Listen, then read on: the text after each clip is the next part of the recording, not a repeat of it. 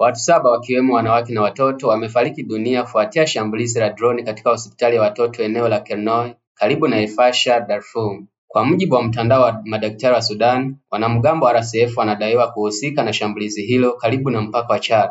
Wiki iliyopita RSF walipotiwa kuwaua wagonjwa zaidi ya 460 katika hospitali ya wajawazito baada ya kuuteka mji El-Fasher. Mji huo sasa unakabiliwa na njaa kali, hali inayotishia kuenea hadi maeneo mengine kama Kadukri, South Kordofan, kulingana na shirika la IPS. Aidha, mahakama ya kimataifa ya jinai ICC imeonya kuwa ukatili unaofanywa na El-Fasher unaweza kufikia kiwango cha uhalifu wa kivita. Umoja wa Mataifa umesema zaidi ya watu 36,000 wamekimbia Kordofan tangu Oktoba 26, huku RSF na jeshi la Sudani wakiongeza uwepo wao wa kijeshi. Hata hivyo, RSF walizingira El-Fasher kwa miezi 18 wakikata njia za msaada. Kwa sasa wanapigania mji wa El Obeid, kitovu cha biashara kati ya Darfur na Khartoum. Mapigano haya yalianza Aprili 2023 baada ya RSF kukataliwa kujiunga na jeshi rasmi, na tangu wakati huo pande zote mbili zinautumiwa kwa uhalifu wa kivita.